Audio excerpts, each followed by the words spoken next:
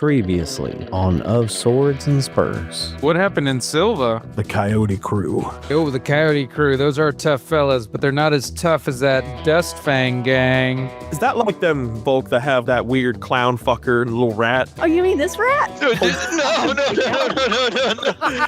Now, of course, the crew, they're just a bunch of indisposable little imps. It's Clark you gotta worry about. Mr. Henderson, what in the tarnation are you doing right now? Dead body in the cupboard. We gotta get out of here. He's blowing it up. We gotta go. God damn it, Mr. Henderson. What we got going on here? We moving on somewhere else? Got any leads on some jobs or something like that? I mean, Well, I guess we can go to the town of Silver and figure out who this Killer Clark is. We owe it to our gang members to see if anybody made it out alive. we'll head back there right after we take out Killer Clark. Of swords and spurs, where the sand is dry and the sun's a curse. Things are only getting worse in the land of swords and spurs. It's dust fangs and roving gangs. It's dangerous to cut your bangs, 'cause bangs out west mean bullets on the way.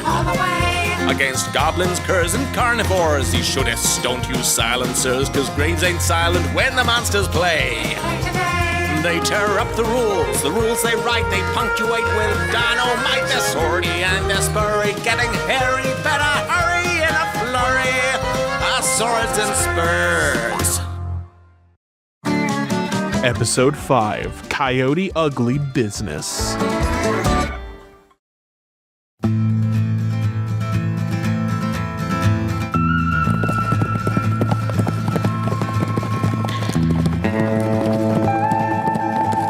It's a good thing you got a good start on the day, because it is going to be long after nightfall by the time you arrive. The town of Silver, not a great distance away from Bonewater Gulch if you're looking at it from aerial view, but this is a large and empty desert with not a whole lot going on in between. The sun bakes into your clothes. The dirt underneath your fingernails aggravates you. Your hair gets matted to your face from the buckets of sweat pouring from you. Your clothes are damp, backs hurt, your asses are numb from riding. I haven't rolled my portent dice yet, so can I roll those to get my 2d20s to use? Please go ahead. That's going to be a 3 and a 17. Ooh, that's good. Those are good. Literally two opposite ends of the coin. I like it. Okay. That's exactly what I want too. I don't know why, but sometimes I imagine the way that Finn gets those is literally by flipping a gold coin in his hand, but that's just for me. That's just for me. So no. So I actually want to flavor it something like that. So like I actually like the idea that you just did. So I take out this, it looks like a gold coin, but it's like really fucking old. Like it's it's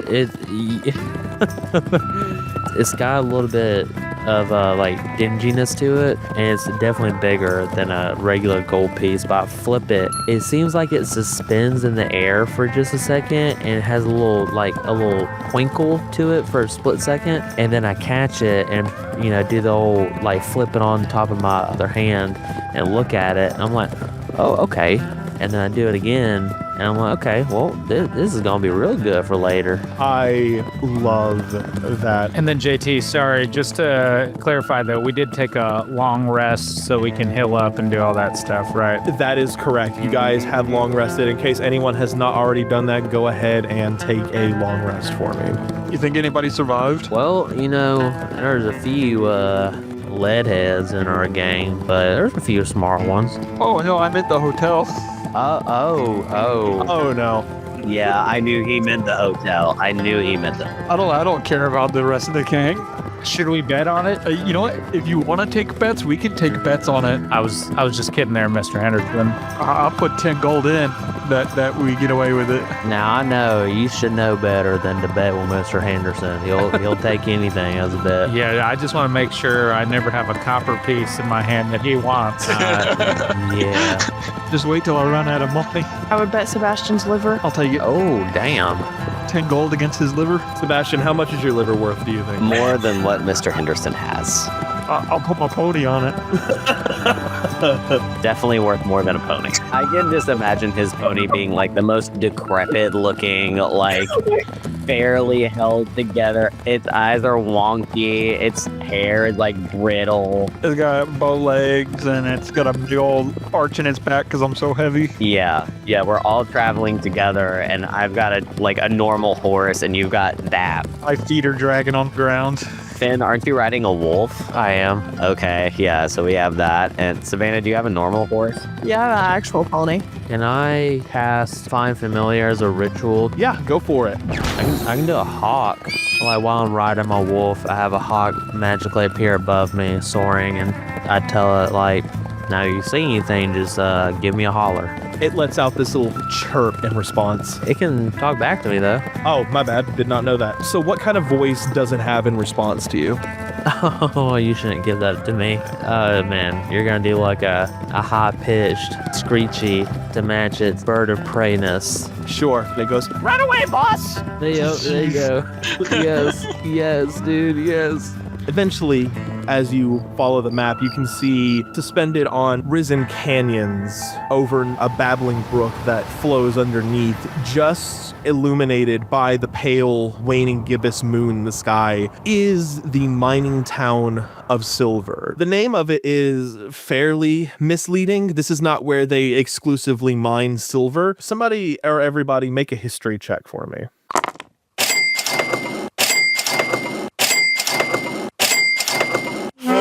Mr. Henderson, silver is where they exclusively mine silver.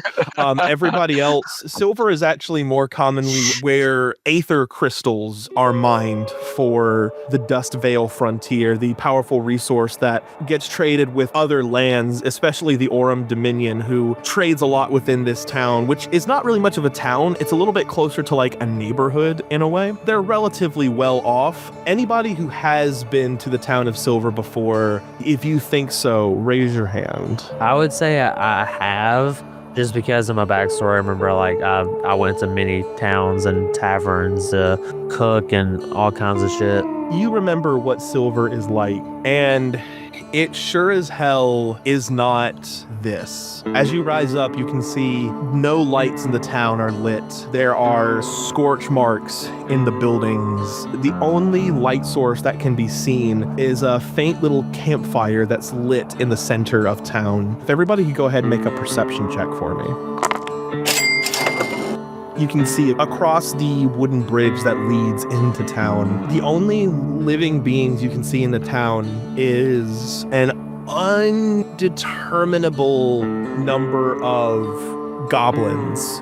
They're just kind of poking around. They're all wearing matching dusters and gallon hats. They're all tending to different areas around the town. You can hear the occasional little high-pitched laughter. Creepy. I love it. So how are we going to take this down? While we're planning this out, I'm going to go ahead and take a action, and I'm going to change into my Prospector Pete persona.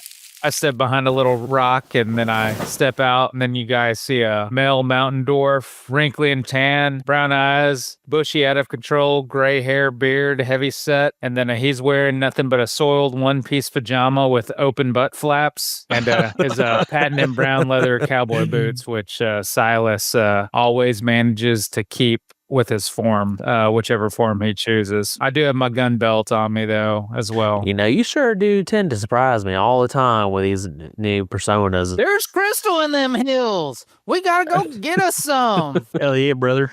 I can speak Goblin, so... Oh my God. Hell yeah. Yeah. I am not surprised at all. I don't know if I trust his goblin translation. Common's actually my second language, There's a bounty on each goblin, right? Correct. and 50 per hostage. Killer Clark's pretty well known, right? Yeah, he's a very feared gangster. Would he happen to have a specific item that he always carries around, or like a gun that he named that he is known for having? Most definitely. He carries a large double-barrel shotgun, almost half his size, and he is a bugbear, so that's quite impressive. Can I use locate object to try to find that shotgun? Yeah, so go ahead and cast locate object for me. Oh, cactus flower, what are we standing around here waiting for? You see me like get down in like a meditation. When you say that, hold up like at my index finger and like a shushing, like hold up. Finn, you can't get a beat on his shotgun. It's nowhere within 1,000 feet of you. Damn. All right, so I relay this to them. Oh, Color Clark's not here. It'd probably be easier to kill them all. It's just a bunch of goblins. We can lure them into one building and kill them all if we want. Well, let me ask this, gang. Do we have any of those boom boom sticks? I'm out of boom boom sticks. Oh, shoot. We could try diplomacy. Could I ask my hawk if it sees any hostages in the nearby vicinity before we start guns blazing? Mission received, boss! And it launches up into the sky and begins circling overhead. You hear from within the town like a very muffled, "Hey boys, check this out." And you see a rock go flying in the air, but it doesn't even come close. It just comes and you hear it just smack somebody straight on the head, and then you hear punching start. Your hawk lands back down and it goes, "Mission report, boss. No hostages within the vicinity. There's just a whole bunch of these goblin fucks." I do believe they're inside the mine, as per the wanted poster. Oh, well, you didn't tell me that. You didn't look at the wanted poster. I was expecting y'all to fill me in. You know, I wasn't really in the mood for reading. I can hardly read. Actually, with -1 intelligence, can I read? I find it highly unlikely. You're sight reading. You just see the picture of Clark and you're like, it must be him. There's also a lost dog ad at the very bottom, and he's like, that kind of looks like him too. Yeah, he's like, one of these guys is lying. Well, I want to go ahead and draw some goblins out so we can go ahead and take them out as many as we can before we get into the mine. I mean, I'm sure there's a way we could sneak in, maybe somehow. That's 20 gold per head that we're missing out on. All right, let's send in old butt flaps to go get them all running this way. Oh, I'm going to need myself some liquid courage. I'll take a big old swig out of my flask and put it right back into my pants. Like, what's around us right now? Right now, you are standing on, forgive my lack of terms in terms of geography, but you're basically sat on canyons that rise above a river that runs underneath you. You're kind of on a cliff face that winds into a road connecting to a bridge that connects to the town, which is seated on these canyons, almost like a little island situation. Do we have places we could take cover, and do we have high ground on these people? No high ground unless you would actually go in the town. There is a risen cliff face inside the town that you could, if you were to get up on, you could probably get high ground on them. But again, you'd have to actually get into the town first because it's not reachable from your current location. Damn, so we're just out in the open? Really thankful these goblins are not very perceptive. Yo, let's just go into town. What y'all want to do? I mean, we can try to sneak in and set up an ambush, and that would give us a few free kills probably and help us out with the rest of them. I mean, what y'all want to do? I want to go into town. Do you want to sneak in, though, or do you just want to go into town? I want to just go into town. I think they'll welcome us with open arms. Yeah, we'll send you first. I will gladly. I don't know. I don't really see the point in trying to sneak in because we're going to be revealed eventually anyways. I don't think that we should try to draw unnecessary attention. I think we should maybe, I don't know. Here's what I'm thinking. I'm going to head on down there to the left. I'm going to draw their attention, and then you guys are going to swoop down from the right side, catch them by surprise. I'm not very sneaky. Well, don't worry. I'll be keeping their attention drawn. You don't worry about that. Okay. All right, go ahead. All right. I'm going to pull out my flask, take a couple more swigs. Don't y'all be judging with that bee in my bonnet here. This is a good idea, and it's going to work. And then I just start rolling down the left side. I'm going to take a long, kind of arch around to the left. But I'm going to try to somewhat sneakily. Sure. So in order to do that, you are going to have to cross the bridge first. And while you're doing that, I need you to just go ahead and make a perception check for me. There we go. 15. Thank you, God. It was a DC 15. All right. Yeah. Silas, you're walking in and you notice that in order to cross the bridge and get into town, you are going to have to cross the bridge and then walk through a little archway. And you notice under the archway, you catch yourself, even though you are very in character, just bumbling around with your pots and pans on your shirt. You spy that there is a little tripwire that has been fastened in front of you. It's tightly wound like a guitar string. How far am I from the group? Can I signal and like do some hand signals and be like, watch out for the trap? Yeah, you convey that message back to them. There's a tripwire set underneath the archway. It looks like it's set up to ignite something that would alert them to your position. And then I'm going to keep on bumbling down. You step over the tripwire, and now you are in the town square. You can hear a campfire crackling, and you can hear about 5 individuals sat around it, and one of them goes, "All right, now, what you're going to do is you're going to take the little rock that's got the 20 on it, and you're going to throw it into the ground. And if you get a 20, that means that you did what you done trying to do. But if you get a 1, that means something real bad's going to happen." Are they playing D&D? Ain't no way they're playing D&D and D&D. They're playing Ranches and Tumbleweeds, thank you. Okay. And one of them goes, "I don't understand this blasted game. Can I just kill the shopkeep?" They don't seem too perceptive. You can probably sneak around them with a relatively easy stealth check if you want to. Can I like just start walking a little bit to the left, or do I have to go through the town center? Yeah, you can walk around the buildings. There's even a little elevated patch you can see to your right. There's like a little raised hill upon which sits a few buildings and some shrubbery that you could maybe hide behind. Oh, okay. As tempting as that looks, I'm going to keep trying to go left, because that was the plan. All right, make a stealth check for me. Dirty 20. Okay. Yeah, you climb up that hill, you hide behind the shrubbery. Thankfully, it does not look like any goblins are present on this little patch of land where you are. Perfect. Do I have pretty good cover up there? What am I looking at? Like partial cover? Half cover right now. All right. I'm going to go ahead and pull up here, kind of dig in a little bit. And then I'm going to pull out both of my revolvers. And I'm going to whistle real loud. You guys got anything to drink around here? With that, I need everyone to go ahead and roll initiative. You guys will get a surprise round. Don't go wandering off. More of Swords and Spurs right after this break on Alta Loom. Hello, I'm Justin Galliani. And for the low price of $0.00, you can take part in an incredible offer being given by So You Want to Be a DM. This podcast has a compilation of incredible episodes that offer insight into all of D&D's many topics, including other TTRPGs. You can find such amazing hits, such as It's Combat, Combat 101, Fighting 'cause it's combat, and Druid 101, Monsters 101. We got monsters called non-player NPCs 101. NPC. And if you're looking for more, So You Want to Be a DM also has a Patreon, and you can find even more content there, available for free members and members who are participating in some of the tiers available. So, check that out. Hello, adventurers. It's me, the narrator, keeper of stories, teller of tales, and occasionally professional snack taste tester. Don't judge me. And you are invited to join my favorite bunch of chaotic heroes in the Untold Archives. They fight monsters, they explore ruins, they are obsessed with cuck chairs? Hey, nobody's perfect.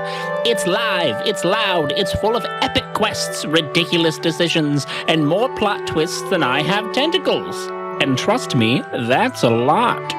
So grab your dice, grab your snacks, and come hang out with us for the Untold Archives. The laughs are big, the adventures are bigger, and I promise you're gonna have a tentacle-slapping good time. Wink. I'll see you in the archives. Wah, wah, wah, wah, wah, wah, wah, wah. You set sail on an exploratory trade mission from the English colonies in America, bound for China, following a course around Cape Horn, then striking out across the Pacific, island hopping along the way. after months of sailing around the Cape and then west into the Pacific. In a night of particularly bad storms, your ship ran aground on a reef, causing it to break up. You grabbed onto a piece of drifting wood and clung for dear life. Surprisingly, you survived, washing up on the shore of an unknown, uncharted island. You've got nothing but the clothes on your back and your raw wits to survive. Play Stranded and Alone, a play-by-post campaign with Sage Tommy at startplaying.games. Howdy, gang. It's Andrew, who voices Sebastian Blackwell from Of Swords and Spurs. I know you're patiently waiting for our next episode, and in the meantime, I encourage you to check out Sky Bunny TTV, your favorite warlock main and full-time dice goblin. She's blasting TikTok with hilarious D&D posts, with Nat 1 disasters, Nat 20 glory, and chaos in every role. Follow Sky Bunny TTV because who needs Fireball when you've got Eldritch Blast? If you're a TTRPG creator and you have a business or content you'd like us to help you promote, you can reach out to us at our socials at Altaloom or contact us at our website, www.altaloom.com. The dust is settled. We're back with more of Swords and Spurs on Altaloom.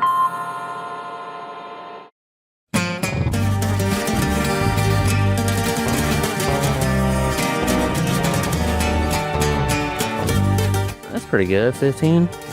Dang, we all did pretty good.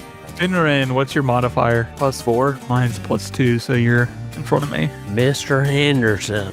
+5, Savannah, so I'm in front of her. Please tell me we have a map for this. Oh yeah, we do. Let's go. Let's go. It comes up and there's just like 40 goblins. Yeah, the estimation was way off. First is going to be Sebastian. I definitely want to make it into town and I guess come upon that first goblin that's right there.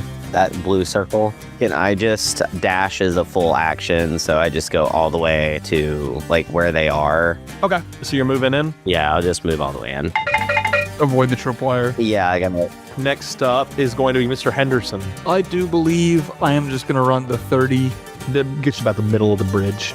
Cast Crown of Madness on the first one. Okay.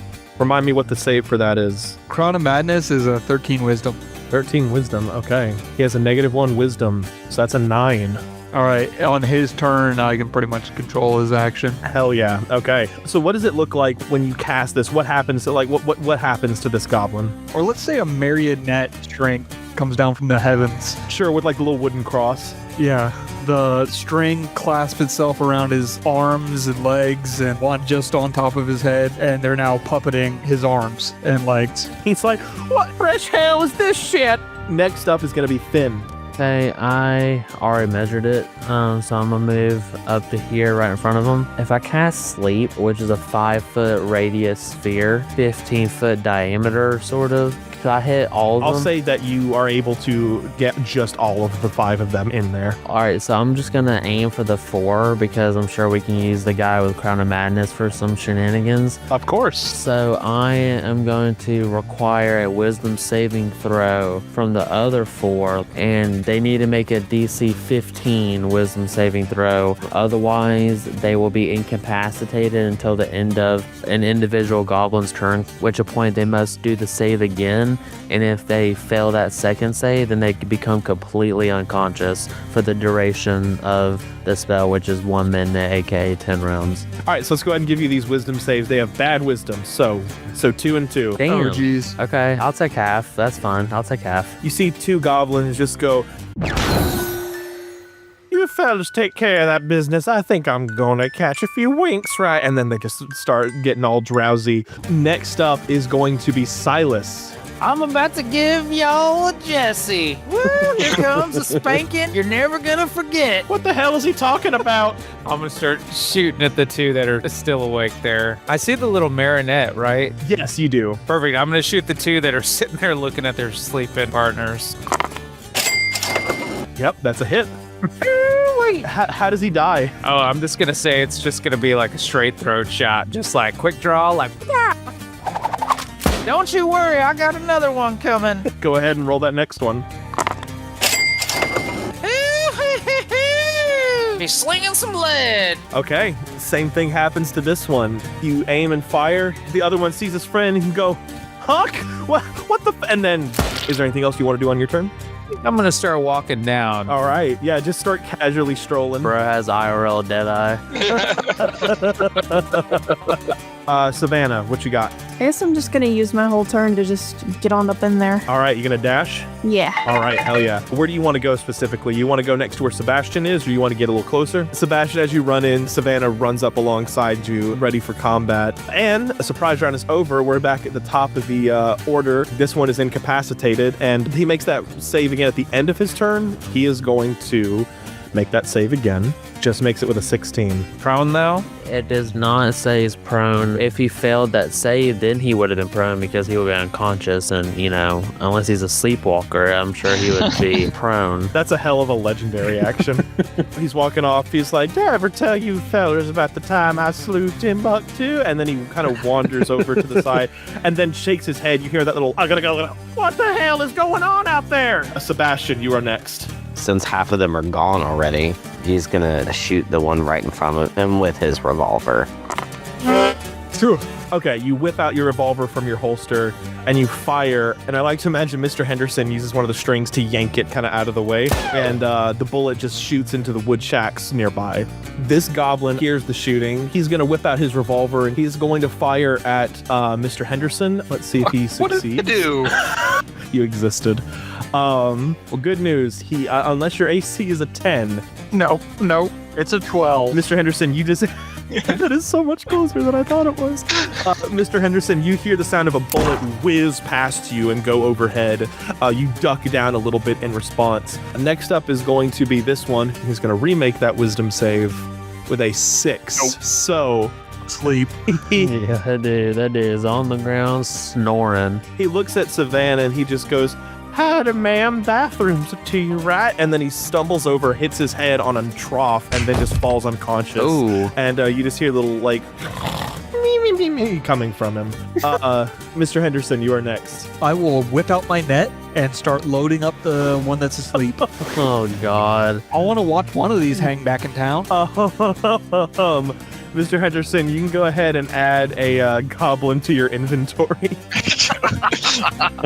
All right. I'll give inspiration, actually, to Sebastian. Sebastian now has a balloon. The amount of, like, vitriol that Sebastian has, like, I feel like will overshadow the inspiration. He's so frustrated when Mr. I think the last time you gave inspiration, you had a balloon scenario, and the balloon's just coming over, and he just wants to pop it. Yeah, well, he has another balloon now, so... Sebastian's watching it with a grimace as it slowly floats over to him while Yankee Doodle Keep It Up strums from Mr. Henderson's banjo. Yeah. Finren, you're up. And this guy has the Crown of Madness on him, right? Yes. So I'm going to look at him. It's time to eat some lead, boy. Don't make me waste a spell slot. So, okay, well, what are you trying to get out of this guy? I'll make them fight each other.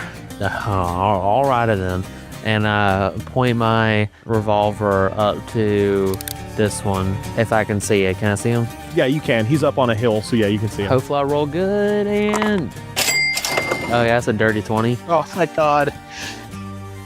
And I look up to the hill, and I look to see the other goblin, and I see gold coin signs, you know, cha-ching. So I fire, and you just see from the force damage, you know, just comes out my gun, shoots toward him, and the whole fucking, like, right hemisphere of his brain and head just vanishes into red mist. Oh, I totally forgot. My hawk is supposed to be in this initiative. Oh, shit, it is. Okay, hold on. We're going to say it's over here. All right, rolled a 7, so it works out. It's at the very bottom.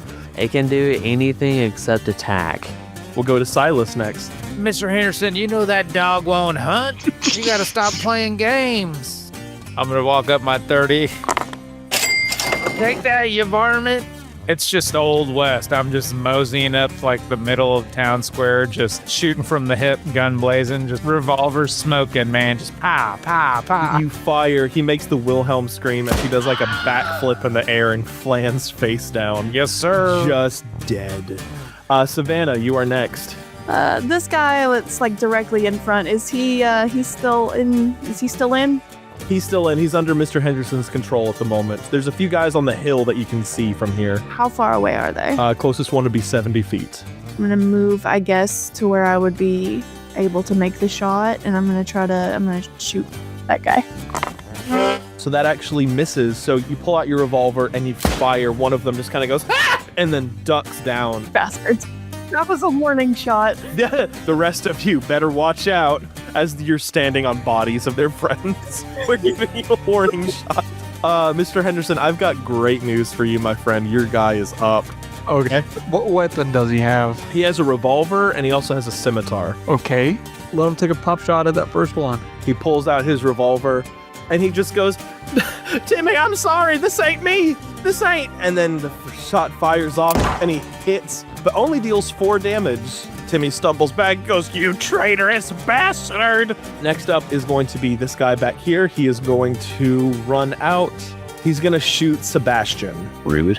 The goblin lets off a round, fires, does 5 points of piercing damage, and then uses the rest of his movement speed to duck back behind. All right, this one is going to fire a round at Savannah this time. Why? Our responses are rude and what? Wow, guys, Rich says a lot about your character. I did not approve of this message. It's pretty homophobic if you ask me. Savannah, what is your AC? 12. 12. All right, pops around into you for 4 points of damage. Wow, thanks. And is going to run and hide, and then is going to use a bonus action to hide. What's everyone's passive perception? 14. 15. 13. 12. 11. Okay, it looks like he successfully snuck past everyone then. All right, next in the order is going to be your hawk, Finn. What would you like for it to do? So I would like it to, you can aid a friendly creature in attacking a creature within 5 feet of you. You feint, distract the target, or in some other way team up to make your ally's attack more effective. If your ally attacks the target before your next turn, the first attack roll is made with advantage. So I'm assuming I can just tell it oh yeah, hey, go claw that bitch's eyes or something like that to distract it. So whoever wants to shoot at this one will have advantage. Yeah, makes sense to me. Yeah, it just kind of starts fluttering around the goblin. Goblin tries to swat it away, getting irritated. Back at the top of the order with Sebastian. So I want to go 30 feet. So I'm pretty much where that little ridge is going to be. Correct. And I'll be within range to shoot the one that shot me with my gun, which is what I want to do. God damn it. You have your balloon. It's a D6. That's 11. 11 does not do it. Oof. You fire, the bullet ricochets off nearby, then just shoots into a barrel of grain that starts leaking. The grain is rotted away. The goblin goes... Next up is going to be the one that is being flustered by the hawk, and it's going to pull out its revolver and try and shoot the hawk. Oh no. Yeah, it pulls out a gun and fires and just misses. It shoots off into the distance. He goes, God damn it! Mr. Anderson, what you got? We'll give Sebastian another inspiration. So you mean to tell me Sebastian uses it, the balloon pops, and Sebastian's like, finally, and then another one floats in from stage, right? Yeah, it hits me, and I'm like, fuck. And I think I will dash over here. All right, Finn, what you got? Can I climb on top of this building? Yeah, I'll say you use double your movement speed to climb. 15 feet up and then 15 feet across. Would I be able to see this goblin at that point? I'd say, yeah, we'll say he has half cover. I'm gonna shoot at it with Eldritch Blast. A hefty 3 force damage. What a coinkydink. He has 3 health left. Let's fucking go, dude. You see him just kinda go and fall over face down in a pool of his own blood. You hear your familiar go, boys blown to bits, boss. Silas, you are next in the initiative. Oh, Boulder Dash Henderson, this guy's dicking me off. No. So I'm going to walk up right to this guy, and I'm just going to shoot him right in the back of the head. No, please, no. Thank God. He puts it right to the back of his head, shoots it, and just nothing happens. And nothing happens. I grazed his ear. Savannah, you are next. Are they all hiding? Pretty much. Unless you were to use your movement speed to get up next to Sebastian and Silas, you might be able to pop a shot off on this one, unless you want to stay put and fire at Mr. Henderson's dummy. Please no. He said please, so I guess I won't do that. We reward manners here. I guess, yeah, I'll try to get up on top of the building or whatnot and go for that one guy. Sure, he's got half cover, so that's going to increase his AC by 2, so go ahead and roll a d20 for me. He's quickly ducking, looking around, and then just a bullet goes straight from the back of the skull to the front, and he just drops down. Last thing he saw was his own eyeball. Savannah, you're having a hog-killing time. I am. Having a great time. Mr. Henderson, your controlled feller is up next. I'll just move him to me. Okay. This next one is going to freak the fuck out and flee. He's actually just going to jump into the river below. He goes, fuck this shit, I am getting the fuck out of here. And he jumps and you just hear a distant splash beneath you. With that, you each kind of rest easy as you all do kind of like a hero pose when you regroup. And your goblin that you've still got controlled for another 30 seconds does the hero pose with you guys. As you look around to try and figure out where Killer Clark and the rest of his men might be, you don't find anything in any of the buildings, but instead you walk over to a little shaft nearby with 2 mine carts sat outside of it that are automated by a lever. And from deep within, you can hear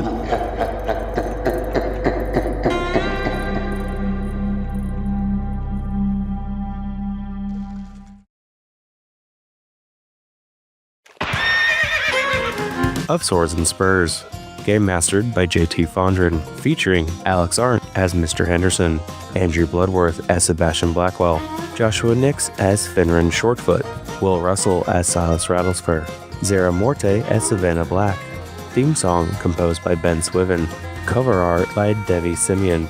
Logo by Kakari Chi. Special thanks to Lady Tiefling, D10 Dimensions, and Galliant Knight Games for their loot tables. Music and sounds used under proper license. Be sure to find us on social media at Alto Loom and leave us a review. Alto Loom, adventures too big for the table.